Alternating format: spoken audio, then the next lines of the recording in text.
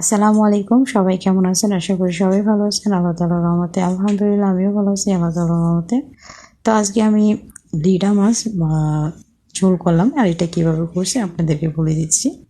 তো আমি প্রথম ভালোভাবে লিডা মাছগুলোকে ভেজে নিয়েছি, তারপর একটা কড়াইতে বসিয়ে অল্প কিছু তেল দিয়ে এখানে 3-4টা পেঁয়াজ কুচি দিয়ে ভালোভাবে একটু ভেজে নিলাম। ভেজে নেওয়ার পর আমি অল্প একটু পানি দিয়ে দিলাম মশলাটা কষানোর জন্য। এখানে হলুদ গুঁড়ি, মরিচের গুঁড়ি দিয়ে আর টমেটো দিয়ে খুব ভালোভাবে মশলাটা কষিয়ে নিলাম।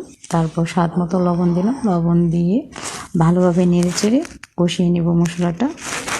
মশলাটা যখন কষানো হবে তারপরে আমি এখানে দিয়ে দেবো পানি, আর পানিটা আমি একটু বেশিই দিব, যেহেতু এটা মাছের ঝোল। মাছের ঝোলে কিন্তু পানিটা বেশি দিলেই ভালো লাগে।